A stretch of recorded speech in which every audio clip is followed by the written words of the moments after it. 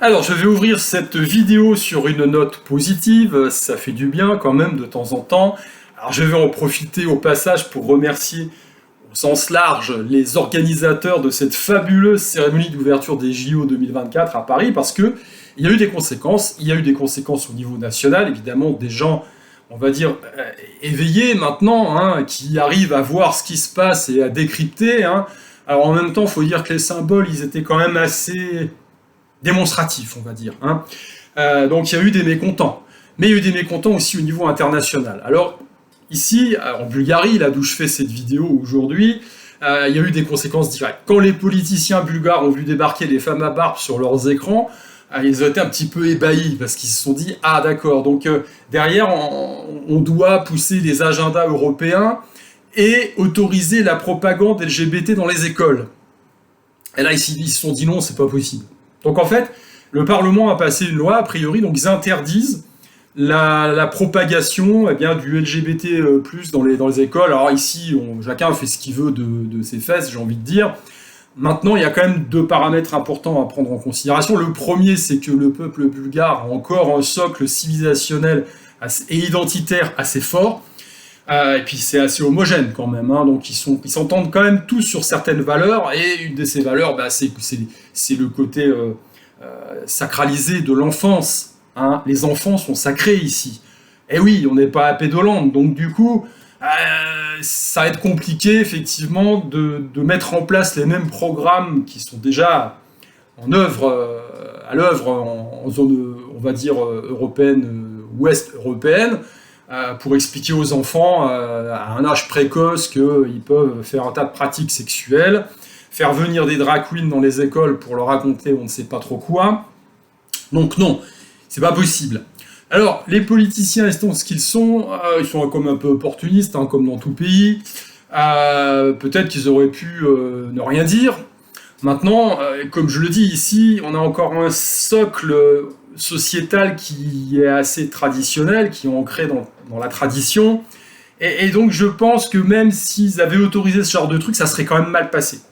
Voilà, ça serait mal passé au niveau de monsieur moyen dans la rue, hein.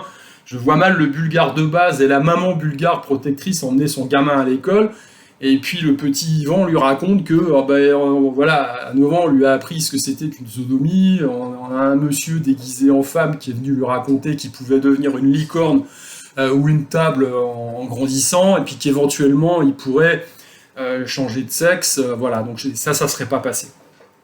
Honnêtement, ça ne serait pas passé.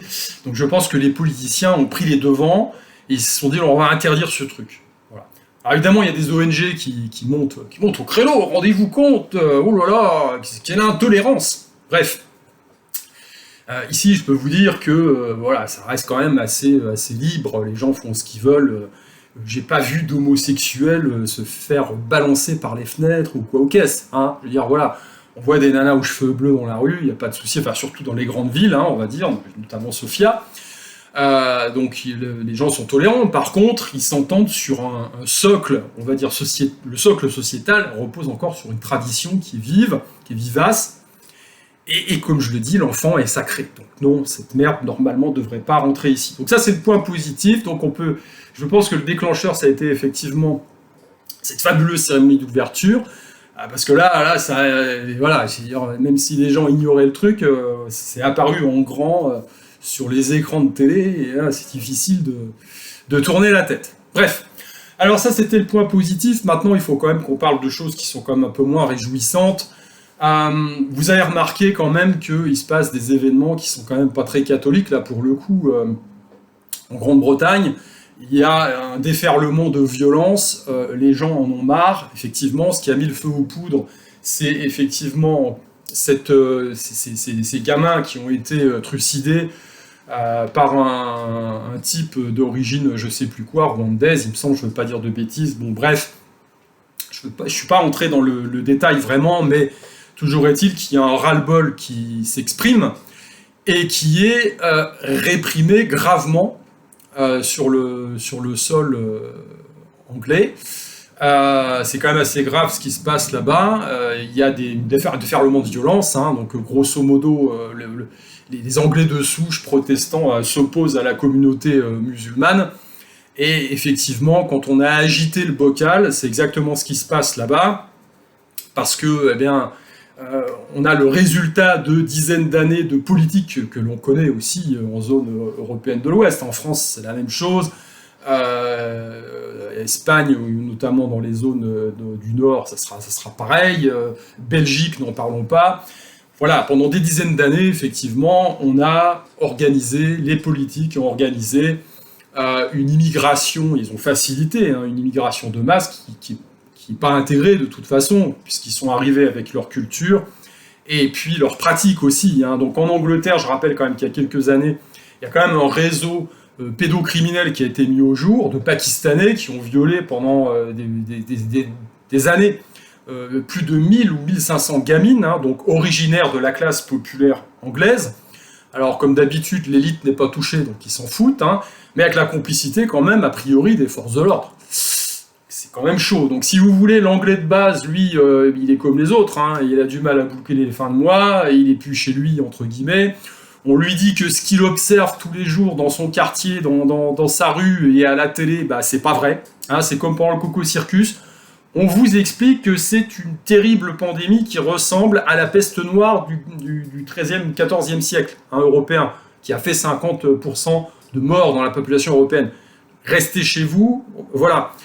Mais par contre, vous enjambez pas les cadavres en sortant faire vos petites courses avec votre masque sur la tronche. Mais c'est pas grave, on l'a dit à la télé. Donc on vous crée une matrice d'illusion et on vous dit non, ce que vous voyez, ce que vous observez, les informations qui filtrent, eh bien, il faut pas les croire. Croyez Big Brother, allumez votre télévision, écoutez bien ce que l'on vous dit, ne croyez pas vos yeux, ne croyez pas ce que vous vivez vous-même. Et à un moment donné, c'est plus possible. Donc aujourd'hui, la cocotte minute, eh bien, elle s'agite dans tous les sens, et puis on a un déferlement de violence. Et alors là où c'est évidemment dramatique, j'ai envie de dire, c'est que le gouvernement et la police a pris parti. Il est clair et net que si vous êtes anglais de souche, protestant de base, en plus de la classe populaire, c'est pas possible. Vous ne pouvez pas, absolument pas, manifester votre mécontentement ou juste dire non, je suis pas d'accord, j'observe, c'est dégueulasse, machin, etc. Non.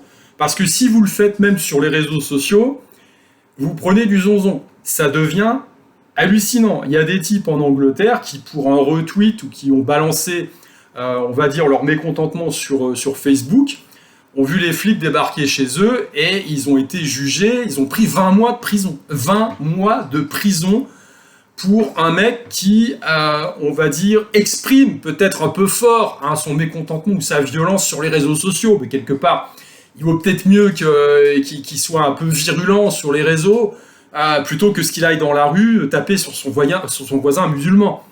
Ah non, pour les Anglais, c'est pas possible. Donc c'est réprimé par la loi, et donc vous pouvez faire de la prison.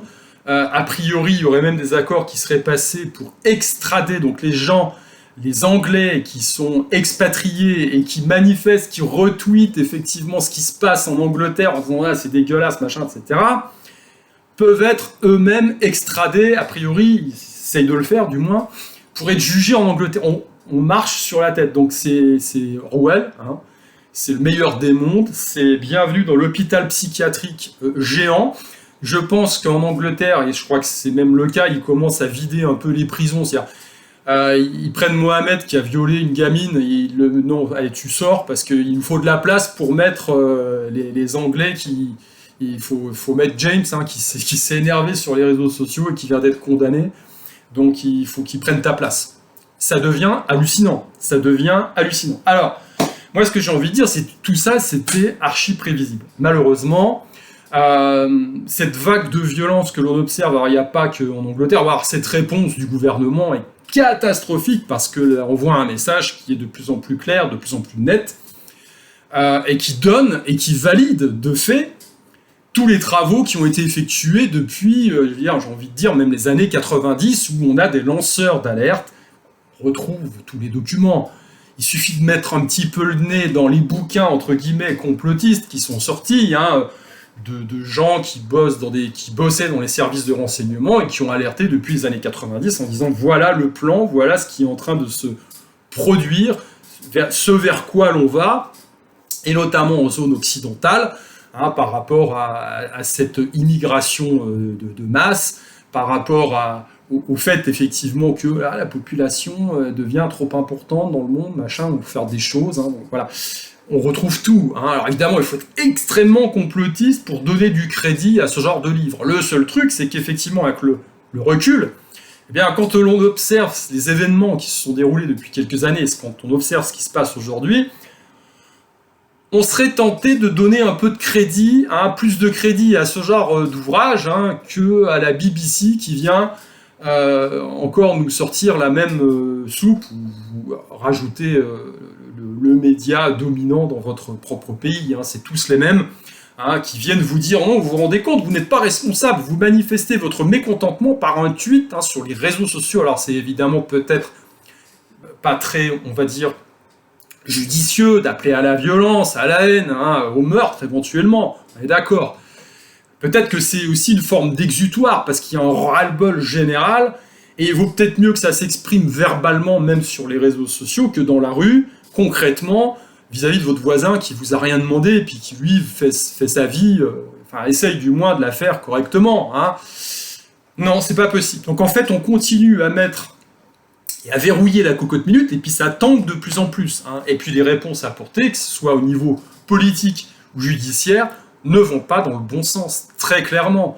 Donc ça va envenimer un peu plus la situation. Voilà, tout simplement.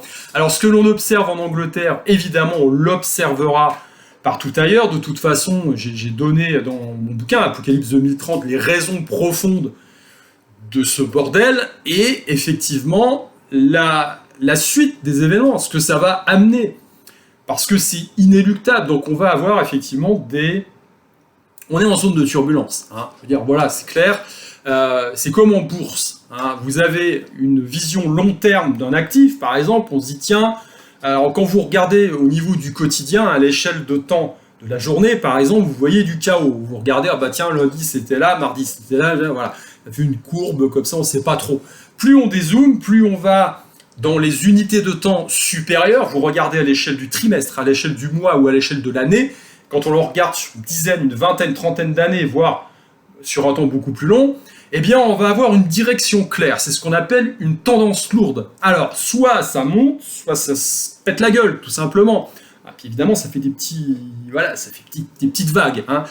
Mais plus vous descendez dans les unités de temps inférieures, plus vous êtes dans le chaos, plus vous n'arrivez pas à déterminer si ça monte, si ça descend, voilà. Et plus on dézoome, plus on a une vision claire. Donc aujourd'hui, on est effectivement dans des tendances lourdes qui s'affirment, notamment depuis le Coco Circus, c'est clair et net. On a une volonté totalitariste en zone occidentale de s'imposer. On le voit en France avec des élections qui servent à rien, avec des gens qui nient complètement la démocratie. On le voit même au niveau, on va dire, législatif. On n'est plus réellement dans un état de droit, je veux dire très clairement, si on considère, et quand on sait lire la Constitution, une Constitution, elle est faite pour être lue par tout le monde, pas besoin d'avoir fait 20 ans de droit constitutionnel pour comprendre que le peuple est le souverain, et qu'on a des droits inaliénables liés à nos libertés, la liberté de parole, la liberté de penser, la liberté de circulation, l'inviolabilité de notre corps, de notre esprit, et quand on va à l'encontre de ça, comme pendant le Coco Circus par exemple, on est dans la torture mentale, on est dans le crime contre l'humanité, quand on ne respecte pas le droit des peuples à s'autodéterminer, quand on fait un référendum par exemple, on demande au peuple, en direct, vous êtes pour ou vous êtes contre? Le peuple s'exprime, le souverain s'exprime. Et si les politiques n'en tiennent pas compte, le contrat est rompu. Le pacte social, le contrat social, de fait, est rompu. Moi, quand j'achète un service, un bien ou un service, quelque part, je noue un contrat avec la personne en face qui me vend ce bien ou me vend ce service. Donc, je paye tant, je suis d'accord, mais en échange, j'ai ça. Et à un moment donné, si... on va dire, le contrat est rompu de fait si je donne du fric et qu'en face, j'ai rien du tout. Ça s'appelle une escroquerie. Donc, on a la même chose dans une nation, lorsque l'on a un contrat, et la Constitution, c'est un contrat qui est noué entre le souverain, c'est-à-dire le peuple, notamment en zone démocratique, de fait, et les représentants, puisque, bon, on a un système représentatif, voilà, donc ces gens-là sont l'émanation du peuple et de la volonté du peuple. Quand ils font pas ce qu'on leur demande de faire, eh bien, le contrat est caduc. Voilà, c'est comme ça. On a des droits qui sont, encore une fois, comme je le dis, inaliénables, et aujourd'hui, on est dans une situation où on nous impose des choses de plus en plus. Alors avant, bon, on était sur la manipulation, donc la carotte, elle était poussée tranquillement, voilà.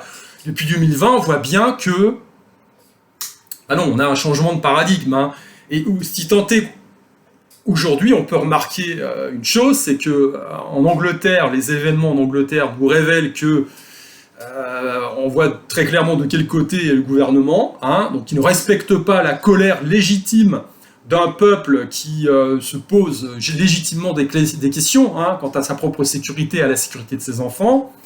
Le gouvernement devrait apporter des réponses vis-à-vis de ça. Non, il tape sur la tête des gens, effectivement, dont il a moins le risque. Voilà, il y a moins de risque de rébellion, entre guillemets. Mais c'est très très mauvais, très très mauvaise communication. Et de l'autre côté, on voit effectivement que, toujours en zone occidentale, actuellement en Nouvelle-Zélande, vous pouvez observer que les gouvernements ont pris des mesures législatives concernant une probable prochaine pandémie, où cette fois-ci, légalement, voilà, c'est comme ça a été voté, vous pourrez être mis dans des camps, l'armée sera mise à contribution pour vous vacciner de force, vous injecter leur saloperie de force si vous n'êtes pas d'accord, parce que, tu comprends, il faut protéger les autres, il faut protéger papy-mamie, il faut protéger... Bref, on est dans le foutage de gueule total. Le peuple ne décide plus de rien. Votre consentement, aujourd'hui, je pense qu'ils s'en battent les steaks, mais alors à une puissance extraordinaire, et que derrière, on a l'installation rampante, progressive, d'un totalitarisme qui ne se cache même plus, et que malgré effectivement le fait que l'on observe des vagues dans le chaos du quotidien, où on a une période d'accalmie, puis après hop, ça se resserre un petit peu, une période d'accalmie, la tendance lourde, quand on dézoome un maximum, c'est celle-là, et on ne peut que l'observer. Alors, comme dit, je vais élever un petit peu le débat d'un point de vue spirituel, parce que on est très clairement dans un changement de cycle. On a les anciens systèmes qui sont en train de s'effriter, en train de s'étioler, en train de s'effondrer, très clairement.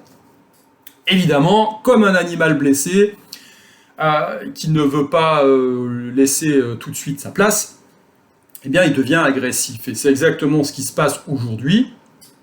On voit qu'il y a quand même une grande majorité des gens qui doutent, peut-être à raison quand même, de cet idéal démocratique que l'on nous a vendu et qui ne se manifeste plus réellement, concrètement dans la réalité du quotidien pour la plupart des gens. Quand ça vient du contrat de l'époque romaine, le gouvernement garantissait la sécurité des citoyens romains à l'intérieur du limes, c'est-à-dire à l'intérieur de la frontière de l'Empire romain.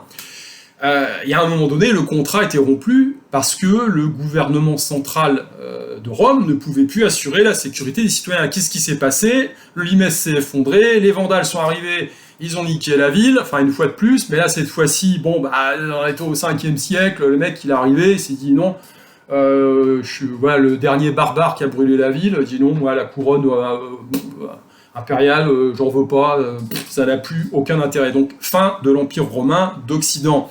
Et qu'est-ce qu'on a eu derrière? On a eu la féodalité. Oui, c'est des seigneurs de guerre qui organisent leur propre défense, et puis on a effectivement une fragmentation du pouvoir. Donc aujourd'hui, on vit une période charnière qui vraisemblablement va amener à ce genre de choses. C'est-à-dire on a une fragmentation. Et cette fragmentation, vous l'observez à tous les niveaux, vous l'observez même au sein de votre vie, de ce que vous vivez. Dans une dernière vidéo, je vous avais fait remarquer effectivement que à chaque crise qui était plus ou moins organisée depuis le Coco Circus, on a une fragmentation des gens qui s'étaient élevés contre cette famille, et puis qui pour des raisons, on va dire, communautaires, pour tout un tas de raisons, se désolidarisent de la, on va dire, de la, entre guillemets, dissidence, c'est-à-dire des gens qui ont compris. Hein. Voilà, je veux dire, aujourd'hui, avec les JO et cette affaire de la boxeuse algérienne, on a encore observé le phénomène, je l'ai moi-même vécu à mon niveau, il y a encore une fragmentation qui s'est opérée. Il y a des gens qui... Voilà, ça se segmente, c'est-à-dire on en perd à chaque fois. Voilà, c'est comme ça, malheureusement.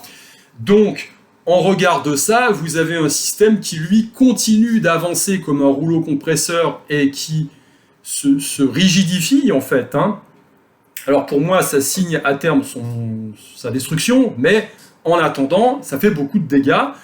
Et en face, vous avez des gens qui se font piéger au fur et à mesure, à chaque crise, par des clivages, j'ai envie de dire plus ou moins accessoires, hein, qui ne sont pas essentiels, puisque aujourd'hui, à mon sens, le combat essentiel, il y a les gens qui sont, on va dire, dans une démarche plus spirituelle, plus organique, plus naturelle, naturaliste, on va dire, et en face, vous avez, donc, qui se rattache plus ou moins à une forme de tradition, et en face, vous avez des progressistes qui crachent à la gueule du genre humain et qui ne jurent que par, effectivement, le transhumanisme et toutes ces conneries-là. Voilà. Donc on a, quelque part, un clivage entre ces deux groupes, et un qui est assez soudé, parce qu'ils tiennent tous les leviers du pouvoir aujourd'hui dans notre réalité, et puis vous avez les autres qui font ce qu'ils peuvent pour, effectivement, s'élever spirituellement par rapport à ça et affirmer leurs prérogatives vis-à-vis du rouleau compresseur qui est en face. Et ce groupe se fragmente à chaque fois. Voilà, ce groupe se fragmente, on ne peut que le constater, mais en face de cette fragmentation, eh bien, vous avez un système qui se rigidifie, qui de toute façon à terme est destiné à s'effondrer parce qu'il est plus adapté tout simplement au prochain cycle. Voilà, donc il est plus adapté. On voit bien, alors tout ça se traduit dans notre réalité matériellement par un système financier qui bat de l'aile, parce que le cœur du système et du réacteur nucléaire, c'est ça, c'est la monnaie. Il faut bien comprendre que la monnaie est au centre du système de contrôle. Hein. Quand vous payez des impôts, c'est pas pour financer tout ce bordel, c'est pour vous êtes tenu, en fait, hein, puisqu'on imprime de l'argent de rien du tout, hein, avec les banques centrales, etc. Donc, on voit bien, on est capable d'imprimer des milliards comme ça quand il y a besoin, mais on n'arrive pas à éradiquer la faim dans le monde, et puis il y a toujours des millions de pauvres, notamment par exemple en France ou aux États-Unis, voilà. Donc c'est bien que ça repose sur un foutage de gueule total, et que l'idée c'est de contrôler le troupeau, c'est de contrôler la masse. Alors j'ai pas de jugement de valeur là-dedans. Vous avez des gens dans ce truc-là qui sont sûrs de ce qu'ils pensent. Hein. Ils se disent oui, il faudrait peut-être qu'il y ait moins de monde sur Terre. Préserver la nature, machin, et en même temps on pourrait devenir immortel, j'en sais rien, voilà. Donc, pour eux, ils sont peut-être persuadés de faire le bien. En attendant, pour moi, ils sont pas dans respectent pas les lois naturelles et les lois spirituelles. Donc bref, donc il y en a un clivage là-dedans. Donc ce système-là est destiné à s'effondrer, on voit que ça bat de l'aile. Mais en attendant, on est dans une zone de turbulence où on a des violences qui s'observent partout. Là, dernièrement, je regardais aussi au Bangladesh, c'est juste une horreur. Ce qui se passe, c'est de la barbarie pure. Hein. J'ai vu passer des vidéos sur Twitter, c'est à cauchemarder. Bref, donc on est dans ce changement de cycle et on est dans la machine à laver actuellement. Voilà. Alors des fois, le cycle il est un petit peu plus léger, hein, voilà. Puis après, l'essorage, il se met en route. Alors là, ça bouge dans tous les sens. Voilà. Mais la tendance de long terme, elle est là, elle est installée. On va vers un effondrement de système parce que le nouveau système tend à émerger et l'ancien veut rester en vie. Voilà. Alors, moi, ce que j'ai envie de vous dire, comme j'ai ouvert cette vidéo sur une note positive, je vais clore cette vidéo par une note positive également. Et en vous présentant tout simplement ce que j'ai retiré de 2-3 vidéos que j'ai vues de Djokovic, le champion de tennis, là, qui vient de réussir en fait le challenge de sa vie. Il a obtenu l'or aux Jeux Olympiques. Voilà. Parce qu'il a un message super important, et je le comprends parfaitement, puisque on est dans le monde sportif. Comme je dis, le monde sportif, pour moi, est un laboratoire, un accélérateur de particules. où on a la faculté de valider des choses très rapidement qui sont applicables dans la vie de tous les jours et dans d'autres domaines. Voilà, tout simplement. Donc je comprends parfaitement son message. Et je vais essayer de le condenser ici parce que, d'un point de vue spirituel, il est fondamental ce message. Je vais résumer ça très rapidement. Djokovic, c'est un type qui vient de Serbie, d'accord ? Il a connu les affres de la guerre et les privations de la guerre quand il était gamin, ou les conséquences de la guerre, puisque la Serbie a été bombardée par l'OTAN, comme vous savez. Et donc, cet événement l'a marqué et a renforcé son pouvoir personnel. Alors, chez certaines personnes, ça peut les effondrer, chez d'autres, ça génère effectivement une force supplémentaire, une abnégation, et puis de l'énergie à revendre pour atteindre des objectifs élevés. C'est exactement ce que ça a produit chez Djokovic. Donc ça, c'est ce qu'il expliquait dans une vidéo. Le deuxième élément que je voulais mettre en avant par rapport à son parcours, c'est qu'effectivement, c'est un grand champion, mais c'est un homme debout. Je vous rappelle quand même que pendant le Coco Circus, contrairement à beaucoup qui se sont planqués, qui n'ont rien dit, qui ont fait des choses en loose day, alors vous aviez les moutons évidemment qui ont gobé toutes les salades qu'on leur a servies par rapport à Vax, machin, etc. Et puis il y en a d'autres qui ont servi la soupe des gouvernements, vas-y, prends soin de toi, machin, etc. Tous Vax, tous protégés, enfin je vous fais pas le là. Puis qui par derrière avaient des faux, etc., etc. Djokovic aurait très bien pu faire ça. Djokovic aurait très bien pu, effectivement, se procurer des faux, avoir un faux passeport Vax, pour pouvoir passer à travers les gouttes, et puis poursuivre son rêve qui était de devenir le plus grand champion de tennis de tous les temps. Je vous rappelle quand même qu'à l'époque, on ne savait pas si cette infamie allait durer ou pas. Il était prêt à arrêter sa carrière dans tous les cas de figure. Il n'a pas participé à certains concours qui lui ont été fermés parce qu'il n'avait pas fait compliance, comme on dit. Il ne s'était pas soumis. Et il a dit, c'est pas grave. Si je dois arrêter, j'arrêterai, mais je reste droit dans mes bottes par rapport à mes valeurs. Il faut quand même remettre ça dans le contexte d'un homme qui a voué toute sa vie à un objectif, c'est-à-dire devenir le plus grand champion de tennis de tous les temps. C'est des sacrifices, c'est des efforts, c'est de l'abnégation, des fois on n'a pas envie, on y va quand même, on s'entraîne, c'est une puissance mentale incroyable parce qu'il faut quand même tenir la pression lorsque l'on est en situation de compétition, donc c'est quand même très très lourd, et il est capable de s'asseoir à ce moment-là, alors qu'on n'a pas de visibilité sur l'avenir, sur son rêve, en disant non, ok, moi je reste droit dans mes bottes, je le fais pas. Je ne me soumets pas, parce que je ne crois pas à toute cette soupe.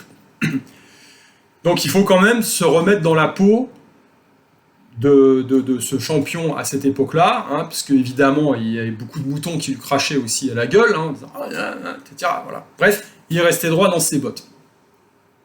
Résultat des courses, je rappelle cette sinusoïde, là, ça s'est rouvert, ça s'est relâché, il est revenu, il a concouru, il a gagné, et aujourd'hui, il a eu sa plus belle victoire, il est devenu champion olympique, et quand on regarde ses perfs, moi je ne suis pas spécialement le tennis. J'ai édité un copain à l'époque qui est vraiment spécialiste du domaine. Lui, il adore Roger Federer. Ok, très bien.